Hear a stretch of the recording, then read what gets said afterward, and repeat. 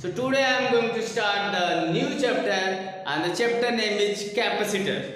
So heading लगाइए capacitor.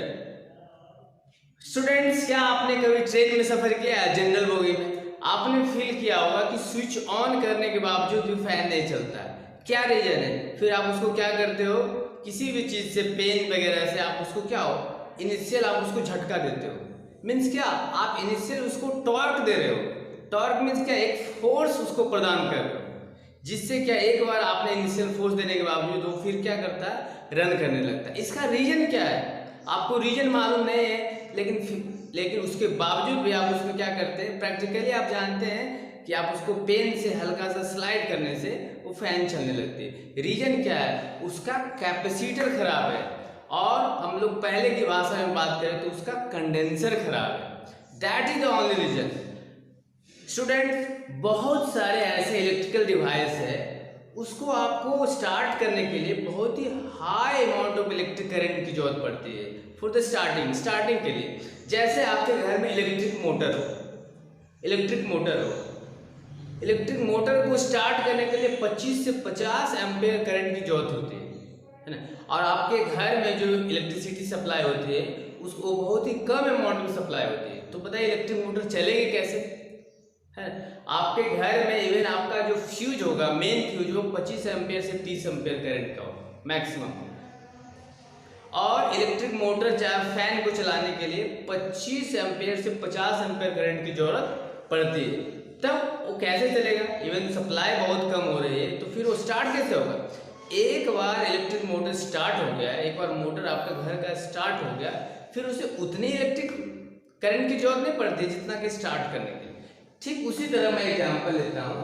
आपके यहाँ कोई टेबल होगा, फर्स्ट पे कोई टेबल होगा, आप उसको स्टार्टिंग में सप्लाई करने के लिए, स्टार्टिंग में आप उसको मोशन में डालने के लिए आपको क्या करना होता है, आपको एक पुश करना होता है। मीन्स आपको स्टार्टिंग में आप ऐसा फील करते होंगे बहुत ही हाई अमाउंट ऑफ फोर्स की जरूरत पड़ती है, और एक बार वो स्टैटिक से मोशन में आ जाने के बाद फिर उसमें उतनी फोर्स की जरूरत नहीं पड़ती है। एक बार मोशन में आ जाने के बाद बहुत ही कम फोर्स में भी वो क्या करता है, चलता रहता है। ठीक उसी तरीके से इलेक्ट्रिक मोटर हो चाहे तो फैन हो, एक बार वो स्टार्ट हो गया तो स्टार्टिंग के लिए बहुत ही high amount of electric current की जरूरत पड़ती है ना। तब उसमें तो 25 से 50 एम्पीयर करंट की जरूरत पड़ती है और होती है बहुत कम। उस केस में क्या होता है, कैपेसिटर का काम आता है। और कैपेसिटर क्या करता है? कैपेसिटर इलेक्ट्रिकल एनर्जी को स्टोर करता है और एक बार सप्लाई कर देता है कि लो यूज करो। तो मेन जो फंक्शन होता है कैपेसिटर का, वो it stores the electrical energy and supply at once. एक बार सप्लाई कर देता है कि चलो मैं स्टार्ट करने में आपको भी मदद कर देता हूँ, फिर तो आपको वहाँ इलेक्ट्रिकल सप्लाई मिल ही रहा है। तो उसी तरह मेरा कहने का प्रयास ये है कि आपको एक फैन चलाने के लिए 5 एम्पेयर से अधिक करंट की जरूरत नहीं पड़ती। आपका जो मेन फ्यूज घर का होता है वो 30 एम्पेयर का होता है मैक्सिमम, और इलेक्ट्रिक मोटर को चलाने के लिए 25 से 50 एम्पेयर करंट तक की भी जरूरत पड़ती है। वो 25 से 50 एम्पेयर करंट के ये मोटर की कैपेसिटी के अकॉर्डिंग वो वैरी करता है, लेकिन फिर भी बहुत ही high amount of electric current की जरूरत पड़ती है स्टार्ट करने के लिए। फिर उसके बाद एक बार सप्लाई स्टार्ट हो गया, फिर उसे उतनी इलेक्ट्रिकल एनर्जी की जरूरत पड़ती नहीं। तो उस केस में कैपेसिटर जो एक हनुमान का काम करता है ना, कैपेसिटर उसको स्टार्ट करने में बहुत ही मदद करता है। तो हेडिंग लगाइए capacitor.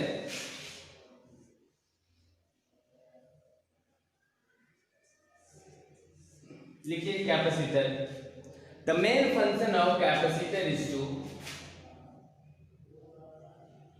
The main function of capacitor is to hold electrical energy and supply at once.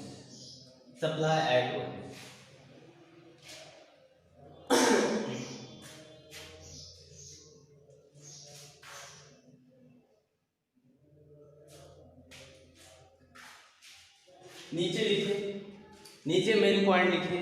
Some electrical device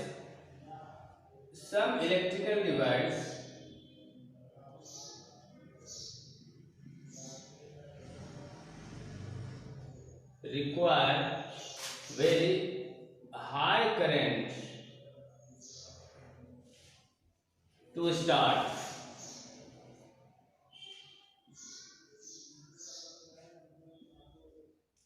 like motor, fan, etc. Some electrical device require very high amount of electric current for the starting, but once it starts, it does not require as much energy as it was in starting. So some electric device require very high current to start, like motor, fan, even जो आपका जो flash होता है, flash आपके mobile camera का जो flash होता है, उसमें भी एक कैपेसिटर लगा हुआ होता है। बताइए कि आप क्या करते हो जब भी किसी का सेल्फी लेते हो, क्या करते हैं? सेल्फी लेते हो तो आपकी आंखें बंद हो जाती है, कुछ क्या रीजन है? उसमें इलेक्ट्रिक फ्लैश, उसमें तो बहुत ही छोटा सा एक एलईडी फ्लैश होता, कैमरा होता, तो उसमें उतना कैपेसिटर कहाँ से लगा होगा, है ना? उसमें उतनी इलेक्ट्रिक एनर्जी, इलेक्ट्रिक करंट, एक छोटा सा बैटरी होता, बताओ वो उतना, उसमें भी 20 से 25 एम्पियर करंट की जरूरत होती है। जब भी आप किसी का ये फ्लैश ऑन करके आप सेल्फी लेते हो या फोटो खींचते हो, उसमें 20 से 25 एम्पियर करंट की जरूरत होती है। और बताइए आपके मोबाइल फोन का एक छोटा सा बैटरी होता है, बताइए वो कहाँ से उतना इलेक्ट्रिक एनर्जी सप्लाई करेगा, है ना? और जैसे आप करते हो, स्विच ऑन करते हो, फुचोक आपकी आंखें बंद हो जाती है और आपका एक फोटो आ जाता है। तो उस केस में उतना करंट की जरूरत पड़ती है जब भी फ्लैश ऑन करते हो, तो कहाँ? उसमें एक छोटा सा कैपेसिटर लगा होता है जो क्या करता है, उसको 1 सेकेंड के लिए उसमें एनर्जी सप्लाई कर देता है कि लो सेल्फी ले लो, फोटो खींच लो, है ना?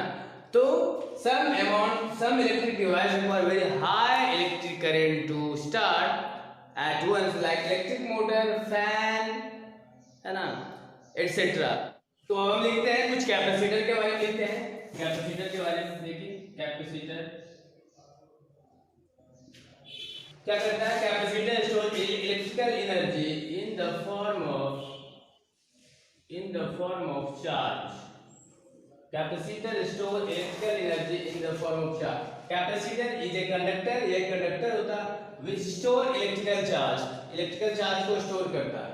दूसरी तरफ हम ये लिख सकते हैं capacitor store electrical energy in the form of charge, के फॉर्म में क्या करता है? वो एनर्जी को क्या करता है? स्टोर रखता है, और जब भी जरूरत पड़ता है उसको क्या करता है? उसको प्रोड्यूस करता है सडनली। उसको जैसे कैमरा फ्लैश हो गया, इलेक्ट्रिक मोटर को चाहिए, मीन्स 1 सेकेंड के लिए उसको चाहिए, मीन्स सडनली उसको चाहिए बहुत ही high amount of electric current, तो उसको क्या करता है? उसको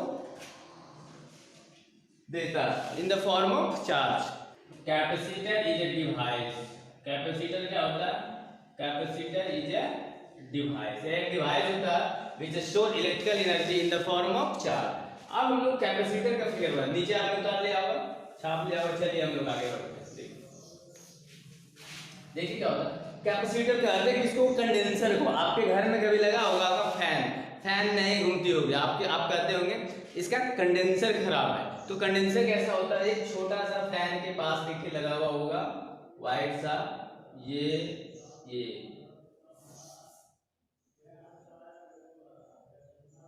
ऐसा होता है।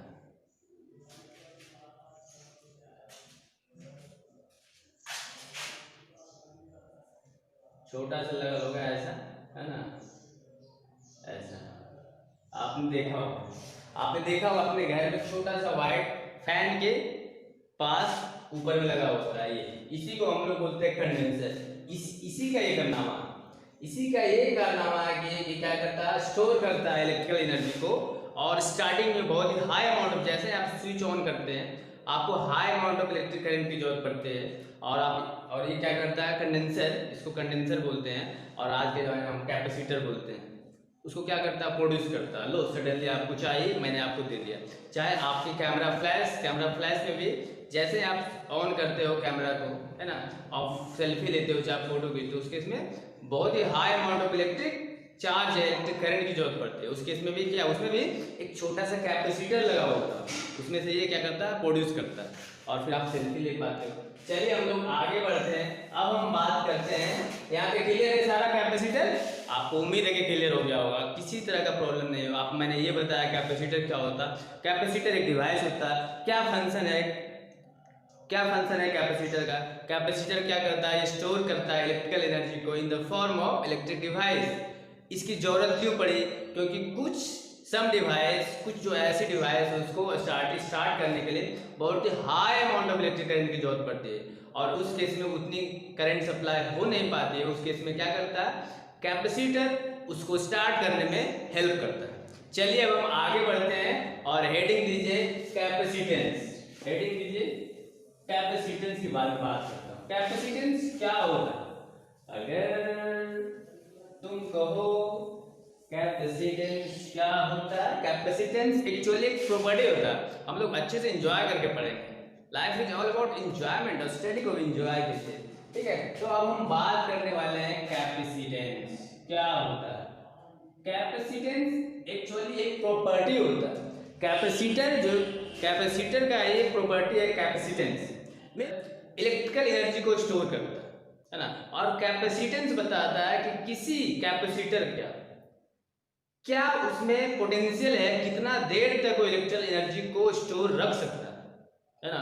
उसी को बताता है, क्या बताता है? कैपेसिटेंस बताता है, ठीक है। तो हम लोग लिखते हैं कैपेसिटेंस के बारे में। चलिए हम बात करते हैं कैपेसिटेंस। कैपेसिटेंस क्या है? It is an ability of a capacitor to hold electrical energy in the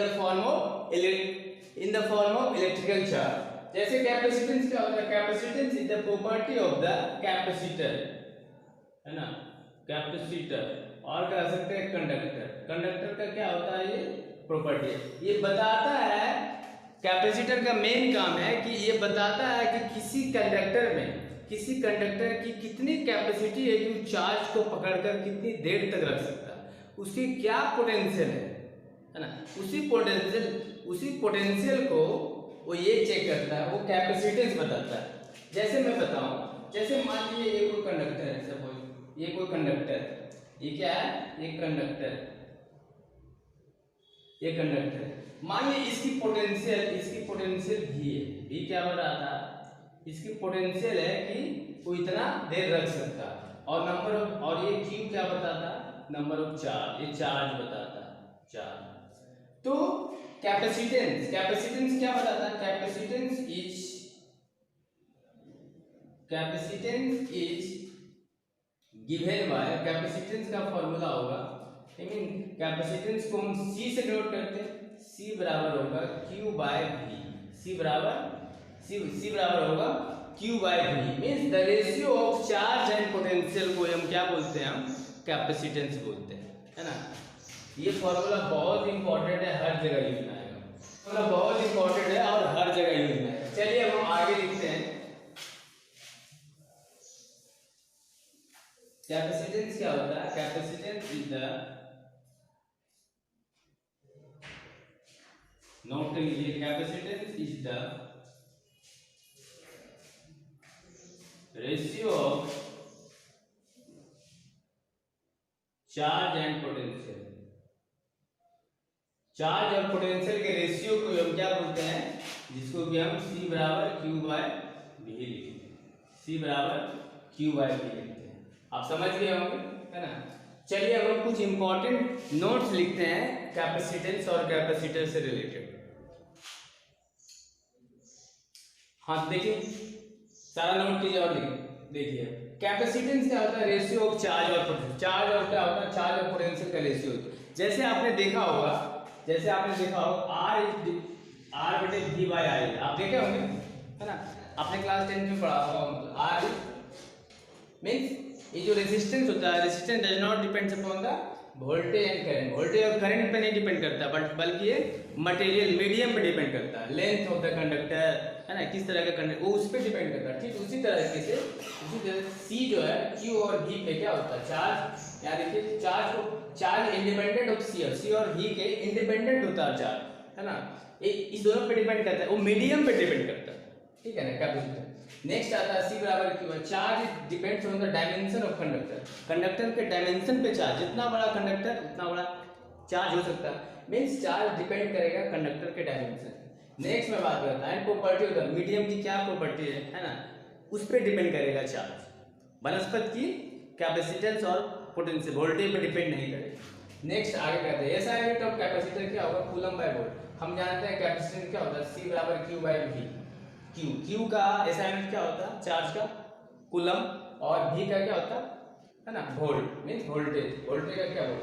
तो इसी कूलम बाय वोल्ट को हम फैराड के नाम से जानते हैं, उसको कैपिटल F से हम डिनोट करते हैं, फैराड।